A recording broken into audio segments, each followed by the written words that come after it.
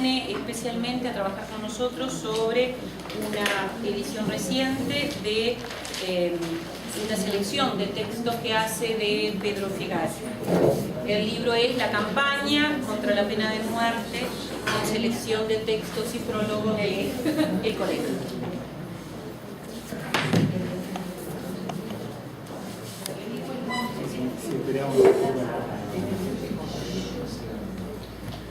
Bueno, vamos a comenzar.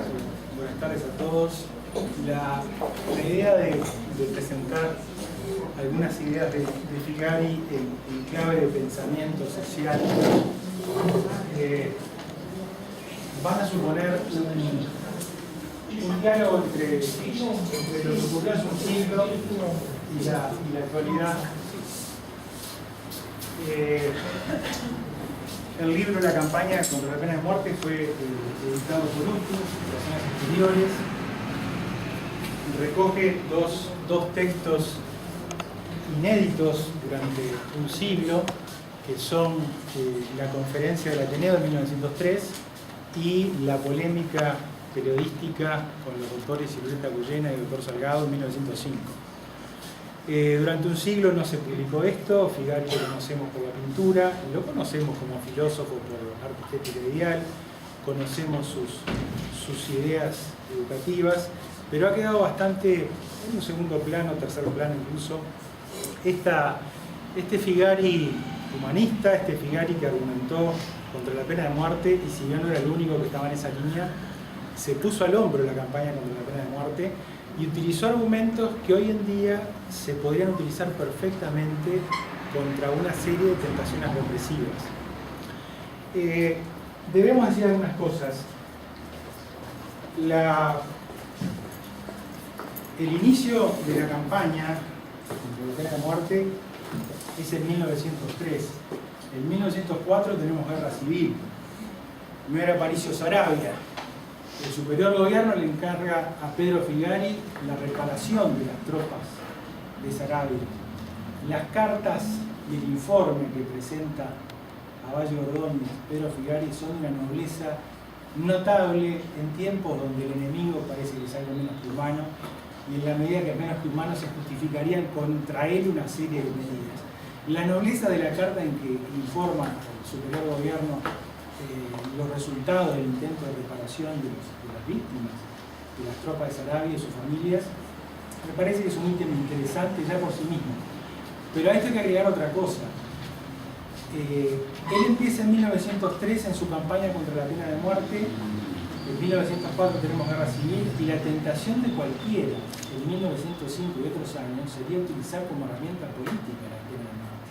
Él, en cambio, no solamente reitera sus argumentos de 1903, sino que los amplía y debate con dos señores pesos pesados de la cultura uruguaya entonces, con el doctor Salgado y Silvestre Agullena. Dicho esto, el libro tiene un estudio preliminar mío bastante extenso, recoge esas dos piezas. Tal vez en alguna edición futura vamos a poder incorporar los artículos de polémica de los que están presentes pero ausentes, porque conocemos los argumentos de Figari a través del libro, los cita con mucho respeto a sus adversarios, pero tal vez exista la posibilidad de hacer una edición con los argumentos que manejaron Salgado y Silvestre Agullena, lo cual daría otra enjundia en toda la tarea. También está la idea, a fines de este año, de colgar en PDF la obra, el estudio preliminar de la obra. Yo ya tengo escaneado los textos de Salgado, y bueno, habría que seguir investigando y trabajar. El 2004 tal vez no sea un año propenso a estas delicadezas de archivo, pero pongamos confianza, porque justamente lo que se trata en esta charla es mostrar que hay cosas que pasan un siglo y no pierden su perfume, ni su humanidad, ni su fuerza argumentativa. El primer argumento que maneja Figari es la justicia se equivoca. Cuando Figari dice que la justicia se equivoca, primero dice lo obvio, que muchos condenados a muerte después se descubre que finalmente no eran los culpables del crimen. Cuando Figari dice la justicia se equivoca, él tenía buenas razones para decirlo, porque fue el primer defensor de oficio del Uruguay. que entonces se llamaba defensor de pobres. Así que no es un filósofo social de laboratorio, sino es alguien que día a día tuvo que defender a personas acusadas, muchas de ellas de condición social miserable, y sabía de lo que hablaba. Sabía de lo que hablaba, por ejemplo, cuando el crimen de la calle Chaná defiende a Alférez Almeida, acusado de matar a un estudiante nacionalista, Butler. Las cosas se le complican mucho. Lo defiende a capa y espada, la familia y los amigos le aconsejan que no siga con esto porque los ánimos del país estaban muy caldeados y me parecería bueno seguir insistiendo. Finalmente logra por falta de pruebas que Alférez Almeida lo ponga en libertad. El argumento que se registra en ese entonces se parece mucho a los argumentos que escuchamos ahora. La policía los agarra y los jueces los sueltan. En aquel entonces se dijo, la policía lo agarra, Almeida, asesino de Butler, por aclamación de la mayoría, y viene el pico de oro del doctor Filari a salvarlo. Años más tarde, sin embargo, en su lecho de muerte, en su comisario, confiesa, Almeida es inocente. Yo fui cómplice de los asesinos de Butler. Con lo cual da la razón y el argumento de que no solamente era por falta de pruebas que se lo soltó a Almeida. Y después de todo, se supone que en una civilización el principio de inocencia debe ser respetado. Lo que está a la derecha de la tapa, hay mucha luz y tal vez no se perciba, pero de pronto podemos cerrar si ustedes cierran allí, yo hablo por acá, para que se pueda ver de alguna manera. Lo que está del lado a la derecha de ustedes es la foto del joven Fernando Carrera y el señor de gorra negra o de gorro negro es Enrique Piñeiro. Ustedes saben que Fernando Carrera hace ya 8 años fue acusado de crímenes que no cometió. La policía bonaerense lo confunde en el barrio de Pompeya con unos delincuentes que escapaban, lo balea sin identificarse, sin previo aviso, él cae inconsciente sobre su volante, estando inconsciente atropella a varias personas, mueren una señora y su hijo sordomudo, muere una empleada de una tienda, en fin, mueren varias personas. Y lo que ocurre en esas horas es terrible, que plantan evidencias, se produce el circo mediático al cual ya estamos bastante acostumbrados en el Río de la Plata, ¿no? La policía informa a los medios le cuentan a la gente, y la gente ¿qué le va a decir a los medios? La gente tiene razón. Entonces se produce una cadena viciosa de información. Enrique Piñeiro, que ya había sido el documentalista extraordinario de Fuerza Aérea Sociedad Anónima, que habilitó a Néstor Kirchner en la semana del estreno a descabezar la jerarquía militar de la navegación aérea, absolutamente degradada en la República Argentina. Tenía esos antecedentes y otros como documentalista. Él se documenta sobre el caso Carrera y filma el Ratti Horror Show. Ratti le llaman los canas en Buenos Aires, ¿no? El Ratti Horror Show. Allí Enrique Piñeiro, que yo considero una obra maestra del documentalismo latinoamericano, muestra cómo se plantaron las pruebas, cómo se consiguieron testigos, cómo se cometieron los absurdos más increíbles a nivel judicial. Fue tan impactante el Ratti Horror Show que durante unos meses, después de 7 años de estar preso injustamente, Carrera sale libre provisoriamente. Por esas cosas de que a veces la justicia no es justa, que tanto conocemos los uruguayos, que nos consta que a veces que algo sea constitucional o no depende de la integración de una Suprema Corte. Quienes creemos que la ética está por arriba, que esos avatares tenemos supremidad del asunto. En aquel momento tan impactante que el Ratti Horror Show, que Fernando Carrera sale libre. Por esos tejes y manejes de la política, de la justicia, me informan que ha vuelto a estar preso. Y está claro que no hay pruebas contra él, se han mostrado los vicios de todas las de todas las cosas de los que se inculpaban. Inventaron placas removibles en el auto. Resulta que el primer testigo que declaró era un policía retirado que se presentó como peluquero ante las cámaras de televisión. Era un policía retirado y probablemente era el dueño de algunos de los automóviles ilegales que utilizan la policía bonaerense para las persecuciones. Bien, entonces, a lo que voy no es a la suerte del joven Carrera, sino quiero elogiar la valentía de Enrique Piñeiro defendiéndolo, a pesar de que en este momento está entre rejas nuevamente Carrera. Ya nadie le cree a la justicia de que sea culpable, Carrera, que ya está muy claro. Pero quiero con ello elogiar la valentía y la vigencia de Pedro Figari, que defendió al alférez Almeida en un clima popular viciado de rumores, de malas informaciones, de informaciones malas deliberadas. Y esta es una de las maneras de demostrar que la justicia se equivoca. O sea, ya no solamente porque los condenados a muerte que encontraba Figari luego se demostraba que eran inocentes, sino porque hoy están ocurriendo todo ese tipo de cosas. Hace un rato Raquel Dinoval ponía como ejemplo el caso de aquel padre acusado de haber violado a su beba, a lo cual habría que agregar que a ellos se sumó buena parte de los medios de comunicación nacionales y esa gente perdió la casa, le incendiaron la casa, esa gente se tuvo que mudar de barrio porque la gente le cree a los medios. Entonces, viendo esta familia, ningún desmentido era suficiente. Así que todo eso tiene una historia que vale la pena mencionar y es otro ejemplo más de que la justicia se equivoca. Vamos a otros argumentos. La experiencia histórica comparada. Esto está muy detallado en el libro. Figari reprochaba al superior gobierno no disponer de estadísticas confiables. Él reunía las que tenía por ser defensor de oficio. Vamos a ver cuáles manejaba.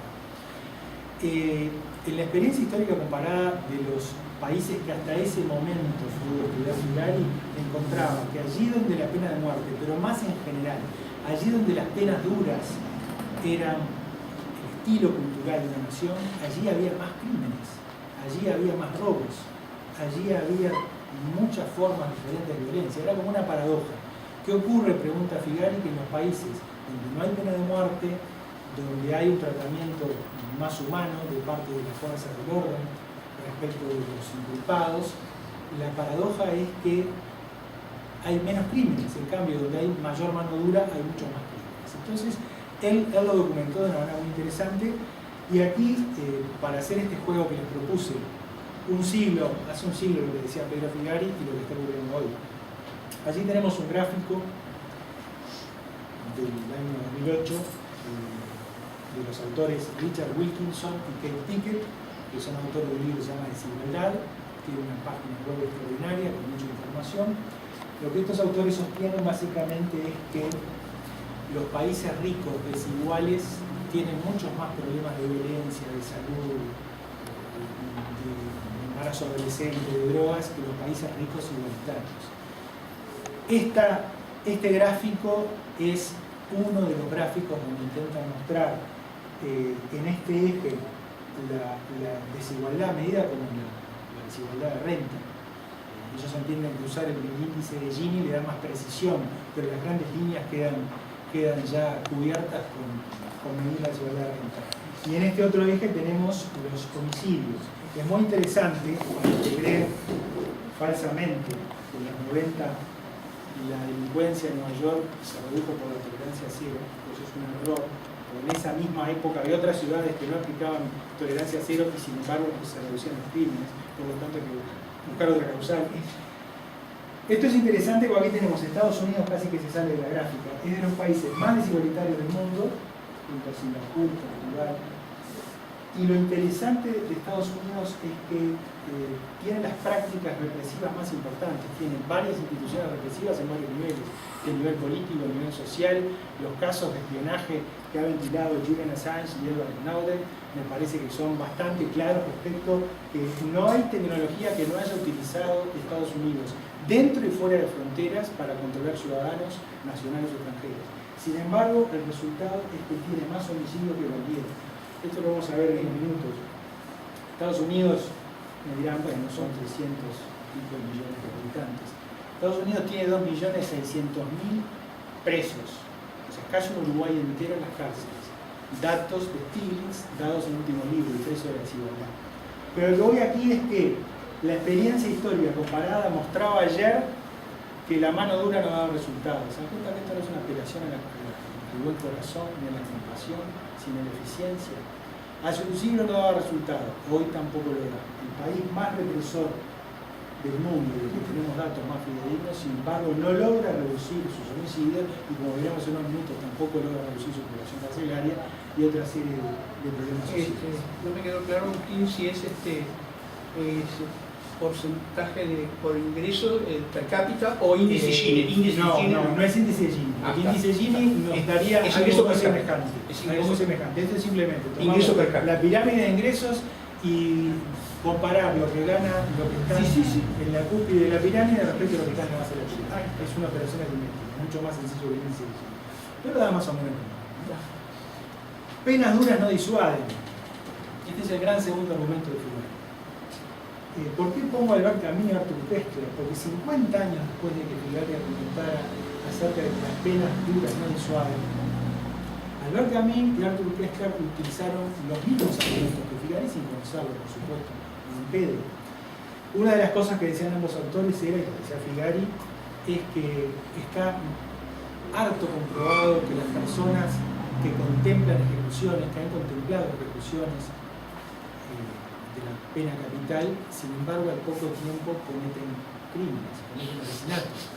Y esto es tan apabullante que tanto en los datos de Camus y de Arthur Koestler referidos a Europa, la Europa de cuando ellos hacían campaña contra la pena de muerte, coinciden de una manera enorme con los datos que manejaba Figari. Es decir, cuando se estudian a los asesinos comprobados, se constata que el 90% o más habían presenciado ejecuciones.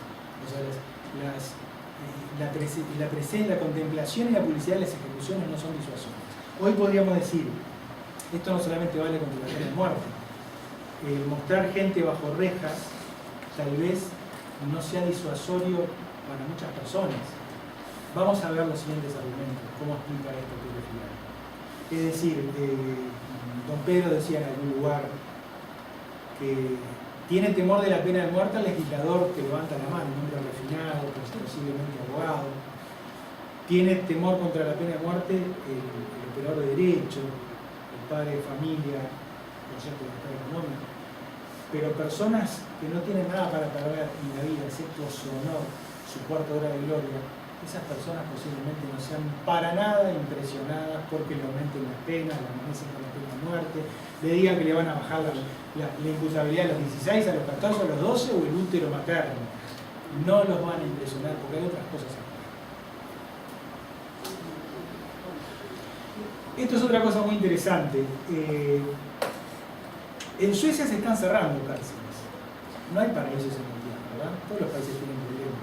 Pero si el punto es seguir con las tesis de Pedro Figari, que vamos a ver él también habla de igualdad, y apoyarnos un momento en Wilkinson y Pickett, claramente ocurre que aquellos países ricos, igualitarios, tienen menor población carcelaria, tienen menos homicidios, menos drogas, menos problemas de salud. En este caso, comparen con cifras nacionales. En Suecia, con una población de 9,5 millones de personas, menos de 5.000 se encuentran encarceladas. Hagan las cuentas. Nosotros tenemos 3 millones de habitantes y tenemos más de 10.000 presos en 10 meses. Algo está pasando.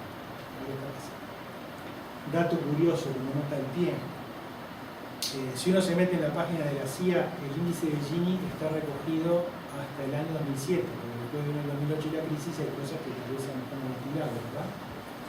Si uno compara el índice de Gini de Estados Unidos en el año 2007 con el de Uruguay en ese entonces, eran muy parecidos, están muy cercanos. Alguien extrapolando podría decir, estamos sacando barato al respecto.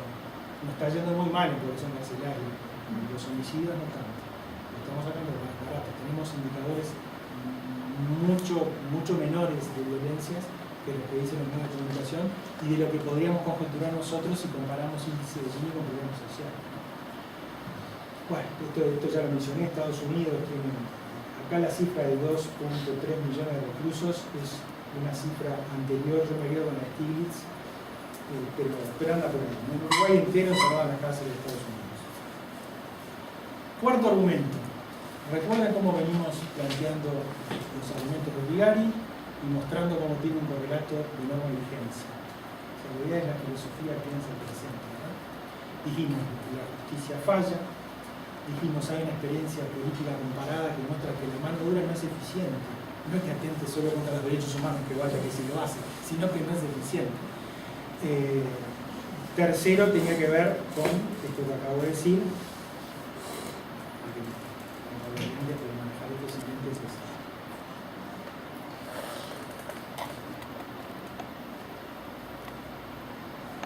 el tercero habíamos dicho que las penas duras no disuaden. Y ahora pasemos a un interesantísimo argumento de Pedro Figari, que para quienes están en filosofía tiene una larga tradición. Aquí tenemos a Hegel. ¿Recuerdan ustedes la fenomenología del espíritu, la dialéctica del amo y el esclavo? Esa mirada de una conciencia a la otra, la mirada del otro me configura, yo configuro al otro mediante mi mirada. Hay algo que está muy alineado con lo que un autor proveniente de otra constelación disciplinaria completamente diferente, además contemporáneo, como Francis Fukuyama, explicó en Trust, en confianza. Él insiste en que el reconocimiento es la clave para entender los problemas de la sociedad contemporánea que no puede explicar el mercado. Olvídense del Fukuyama del fin de la historia. Piensen en el Fukuyama que le dijo no a Bush. Era un neocon, sin duda alguna, era un conservador, ¿no? Pero fue el que, frente a la guerra de Irak, en la etapa de Irak, él se retiró de todo eso. Lo interesante de Fukuyama es que usa el reconocimiento a través de las emociones de vergüenza, odio y orgullo como claves para comprender una serie de fenómenos contemporáneos. Esto es muy interesante también en la misma línea, En busca de respeto. Por supuesto, Hegel es anterior a Figari, pero estos dos autores son muy posteriores a él. ¿Qué nos dice Philippe Bourgeois en busca de respeto? Él hace unos años se fue a vivir a Harlem para estudiar la vida de los vendedores de crack. No estaba clara la cosa. La droga siempre es un negocio multimillonario, sobre todo en ese momento en que fue, lo era el crack en Harlem. Sin embargo, los pequeños distribuidores viven con su madre, viven en condiciones penosas. ¿Por qué arriesgan su vida? Porque el activo que están buscando no es el centavo de dólar que le permite la McDonald's. El activo que están buscando es el respeto. El respeto es un activo muy curioso, dice Philippe Bourgeois. No se tiene para siempre por arma automática. El respeto que cada tanto reconquistable. El líder de una pandilla lo es durante un tiempo razonable hasta que debe demostrar de nuevo su valor, su valentía, su capacidad de no delatar compañeros, etc.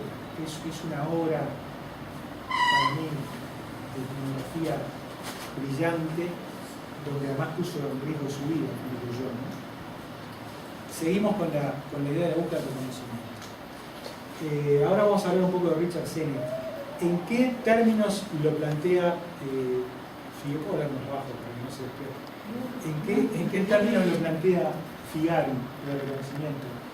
Él insistía, no voy a dar lecturas porque confío, traje algunos libros para obsequiar porque este libro no se vende, traje 10 ejemplares para compartirlos entre ustedes, se va a colgar en la página web, ustedes tienen más de acceso a esto.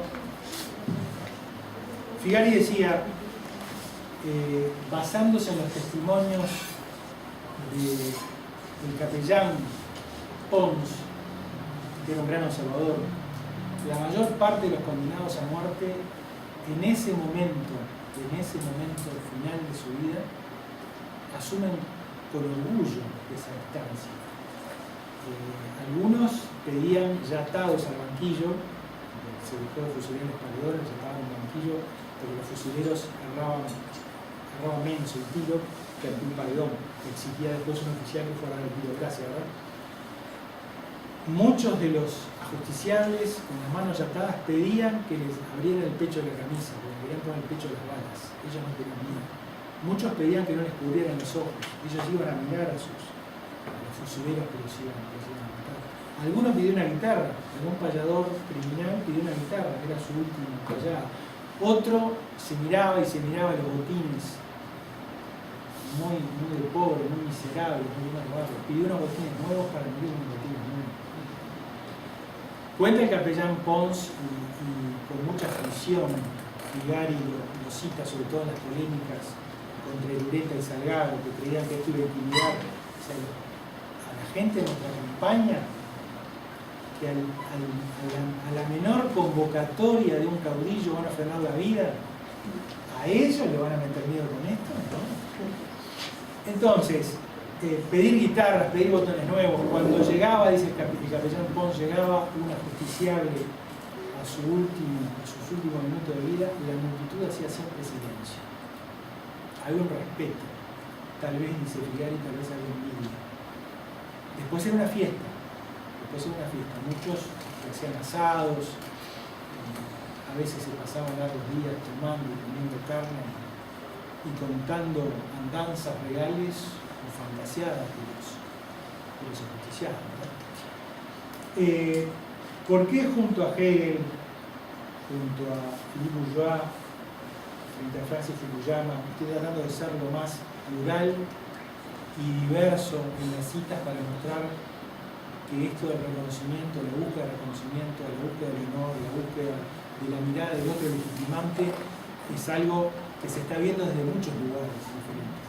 Richard Sennett ha trabajado muy particularmente todos estos temas.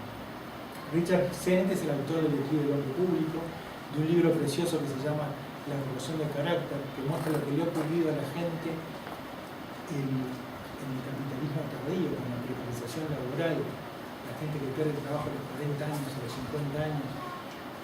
Hay un pasaje célebre de La Revolución del Carácter donde Sennett va a relevar a un grupo de ex empleados de la IBM que se reunían en el mismo boliche a tomar copas de cuando eran funcionarios de IBM hace 20 años.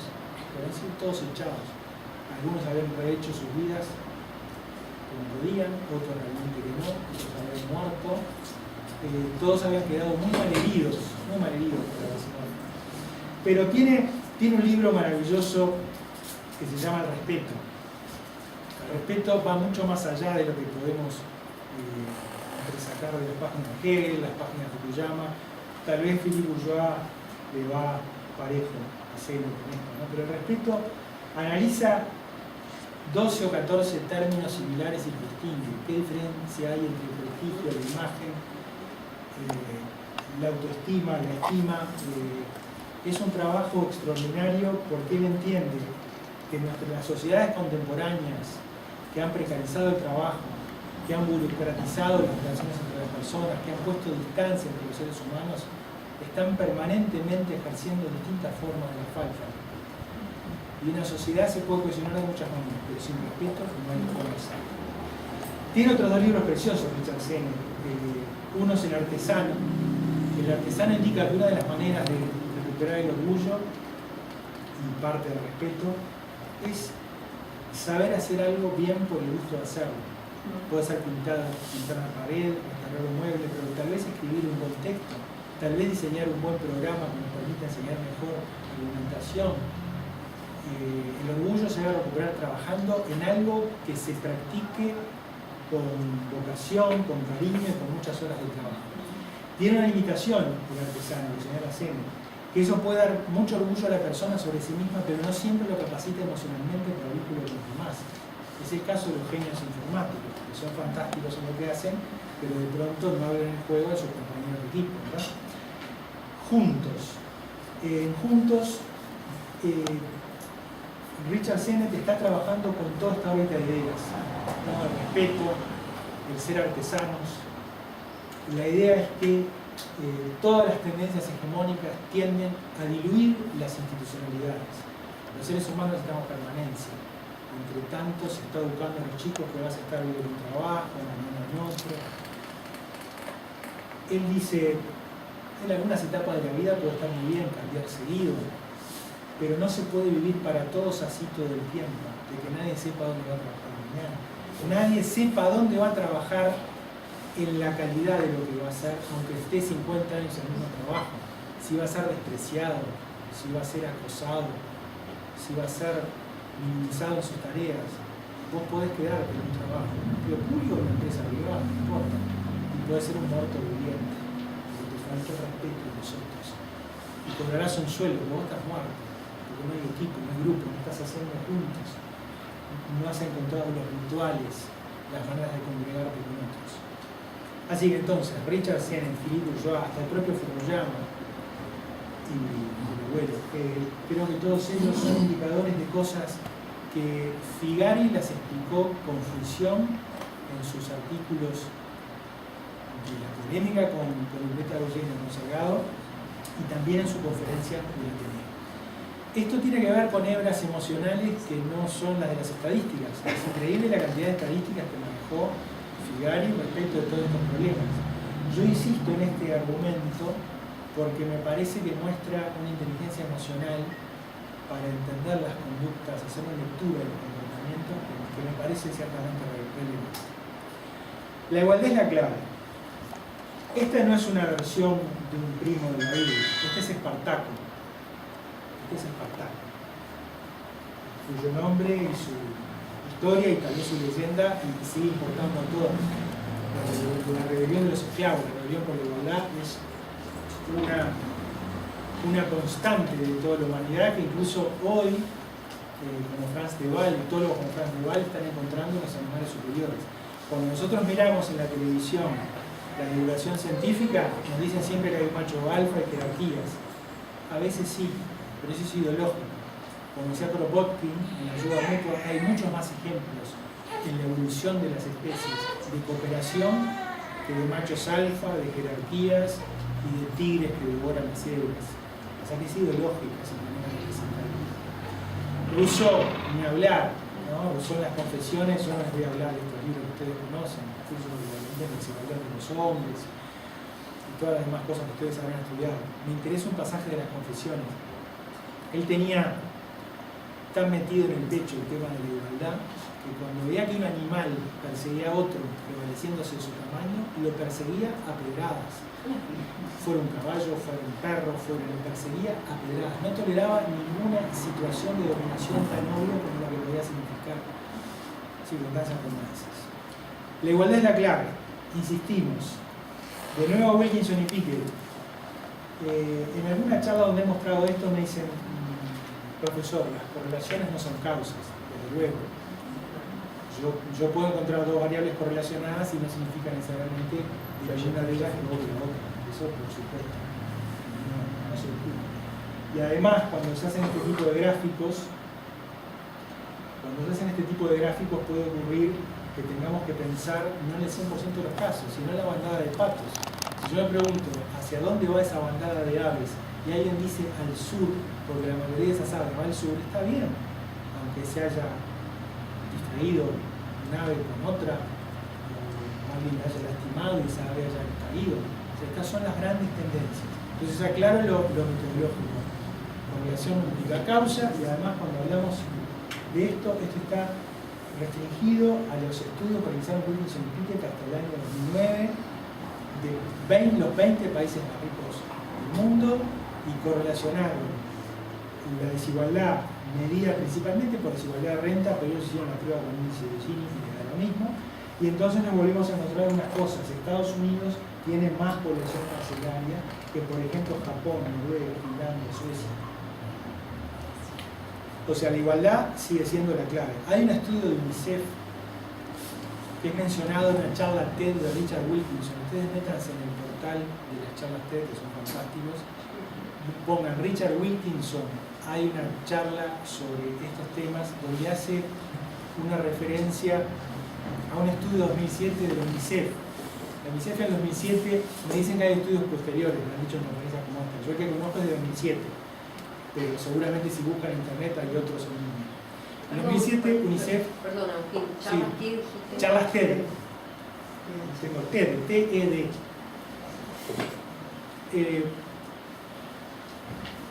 UNICEF evaluó muchísimos aspectos. Si el niño estudia con los padres o con la madre, no estudia, si es acosado o no es acosado en sus educativos, si tiene hermanos o no tiene hermanos, si hay problemas de salud, si tiene problemas de vida, problemas de vista, si vive en un barrio de contexto crítico, si no, sea 38, 40 variables.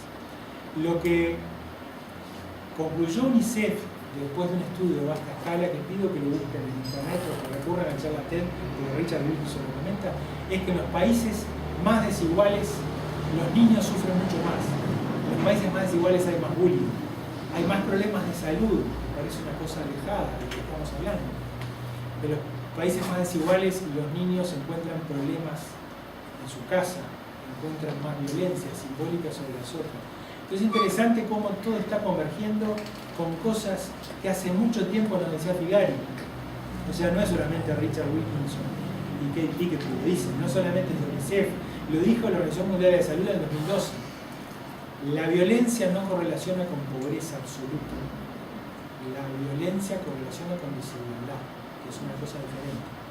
Si somos todos pobres pero la repartimos, lo que importa no es el PBI, sino cómo lo distribuimos. Eso es una fineza de la Organización Mundial de la Salud y son demasiadas fuentes que están convergiendo hacia lo mismo. Lo que pasa es que no es intuitivo. La gente dice, bueno, el que es pobre lo es, hay pobres que no son incluidos, como fue un problema de vida, que no hay justicia. Pero fíjense en qué palabras le ponía Pedro Figari, el tema de la igualdad. Recuerden que era defensor de oficio. Nos dan que pensar los cuadros estadísticos que acusan por cada 100 delincuentes unos 85 o 90 analfabetos y gentes que apenas deletrean. Es justo, es noble, es digno abrirles una escuela, su única escuela, en el banquillo de justiciar. Es formidable.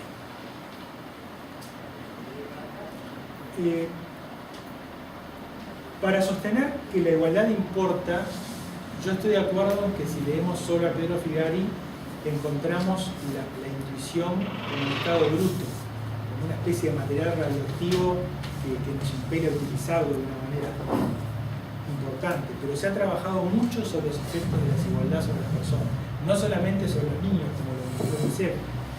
Estos cuadros que no los van a ver desde allí, pero si acceden a la página de Wilkinson y Pickett los van a ver con toda claridad, están mostrando la salud en 3 países: Estados Unidos, Reino Unido y Suecia. Si comparamos Estados Unidos, datos hasta el 2009, y las cosas no son muy diferentes, hasta el 2009 en Estados Unidos cualquier persona de cualquier clase social tenía más problemas de salud que cualquier persona de cualquier clase social en el Reino Unido. Lo digo de otra manera, lo pongo de esta manera. Un ejecutivo de Wall Street puede que tenga muchos mayores problemas de salud que un empleado de tienda en el Reino Unido. Alguien me dirá, bueno, pero el Reino Unido, pese a los pesares y hasta la etapa de Margaret Thatcher, tienen un sistema universal de salud, cosa que en Estados Unidos todavía está reversa. En cualquier caso, pido reparar en esto. Lo interesante es que independientemente de la clase social, hay un colectivo, Reino Unido, que logra mejores resultados que otro colectivo. Y la pregunta que sigue es, ¿de qué estamos hablando? Ellos testearon 4 o 5 enfermedades, las enfermedades más comunes: cáncer, diabetes, obesidad, accidentes cardiovasculares, encefalocardíacos, ese tipo de enfermedades que son las enfermedades de civilización. En ese tipo de cosas el Reino Unido está mejor que Estados Unidos. Los dos son países muy desiguales. Y si comparamos Reino Unido con Suecia, ahí las diferencias son abismales. Cualquier persona de cualquier sector social, inclusive inmigrante, un inmigrante de Suecia, seguramente va a tener menos probabilidad de contraer un cáncer, menos probabilidad de accidente cerebrovascular, menos probabilidad de contraer obesidad, como ocurre en Reino Unido. Entonces esto muestra que cuando hablamos de la igualdad, no es la apelación al buen corazón, somos todos hermanos. Yo creo en esas apelaciones, creo en los derechos humanos, creo en las convocatorias a la solidaridad. Esto es un llamado a la racionalidad, no es eficiente la desigualdad. Y el gran aporte de Wilkinson y Pickett, que está insinuado en algunas páginas de Pedro Figari, que en los países que toleran la desigualdad, no solamente los pobres la padecen, sino toda la sociedad. El rico que se encierra entre sus rejas, que va estresado a su trabajo en el auto, teniendo miedo de que lo detengan en un semáforo para robarlo. Ricos y pobres sufren en sociedades desiguales. Eso me parece que es un aporte de Wilkinson y Pickett que está esbozado hace un siglo en los argumentos de Pedro Figari. Yo quise presentar estos argumentos, no quiero prolongar más la charla. Si yo hubiera comenzado a conversar con ustedes a las 9 de la mañana, de pronto hubiera mostrado algunos videos, hubiera mostrado algunos pasajes de la charla T de Richard Wilkinson. Hay una cosa muy interesante para comprobar la clave en que filosofa Figaro los problemas sociales y la clave en que todos estos autores como Philippe Bourgeois, Richard Sennett, etc. están manejando. Hay un gran documental que es Omnibus 174 de José Padilla, el mismo que hizo Tropa de Elite 1, Tropa de Elite 2. Ese fue su primer gran documental sobre el caso de un chico que secuestró un ómnibus en Río de Janeiro y que ocupó la pantalla de la televisión de Brasil durante varios días. Finalmente lo mata la policía, se convirtió en un espectáculo. Es bastante claro que cambia la actitud de ese muchacho que sube un veinteañero, que sube a un ómnibus, tal vez para conseguir un dinero para comprar droga. A partir de que aparecen las cámaras de televisión, cambia las circunstancias. Y ahí le sale un personaje. Todo lo postergado que fue él tiene el momento o la oportunidad de la gloria. ¿Qué hace José Padilla? Eso es lo admirable del documental, que es duro. Es muy duro. Indaga el pasado de ese muchacho. Era uno de los sobrevivientes de la matanza de la Candelaria. ¿Se acuerdan de la matanza de la Candelaria? Los policiales matan a los chicos que dormían en la protección de la iglesia. Ese chico había terminado en la calle porque habían matado a la madre delante de él, la habían degollado cuando él tenía 6 años. La madre tenía un pequeño pesquito, una niñita, la matan y va a la calle. El documental muestra con una cantidad de casos, una cantidad de entrevistas, que esos niños a los 6, 7, 8 años no saben ni robar, son otros que los enseñan a robar, son otros que los enseñan en las duras reglas de las calles. Entonces, el gran valor del documental es cómo se construye un respeto, un autorrespeto de una persona, cómo se construye cuando se le negó la visibilidad a partir de los 16 años, cuando los echaban de los bares de Copacabana y decían, tú tienes que trabajar, hoy tú eres alimento, pero tú tienes que ir a trabajar con 6, 7, 8 años. ¿No? Una de las cosas que dice, y esto no es ficcionado por José Padilla compró a Radio Globo todas las horas de filmación, y en uno de los momentos cuando la policía está negociando con él para que suelte los rehenes, él dice, a mí ya no me importa nada, mataron a mi madre, mataron a mis amigos en la Candelaria, o sea, aquello sigue permitiendo en él.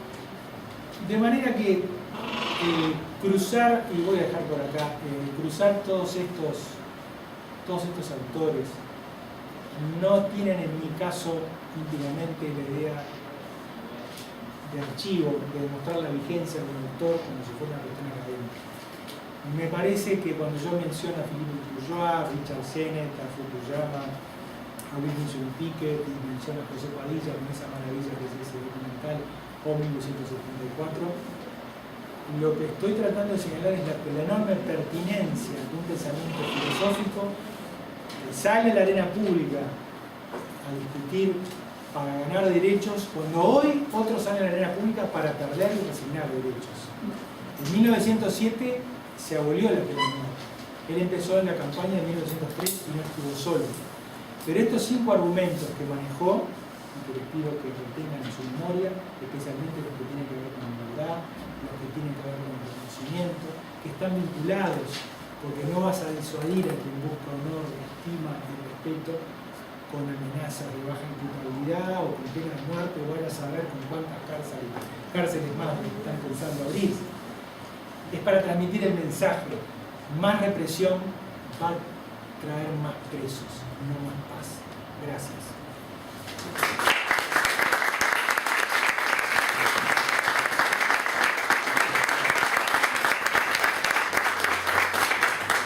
Yo traje 10 libros nada más, el que le interese se lo lleva, les pido que me anoten la hoja que es.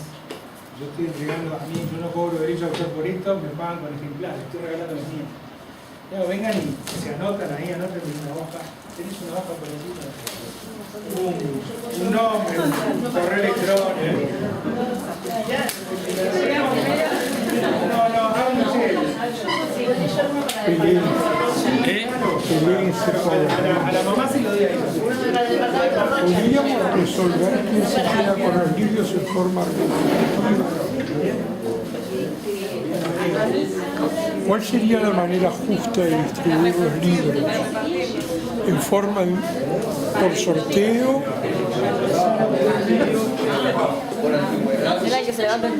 ¿Por altura? Por el gusto del libro, por la afinidad. Para quedar bien.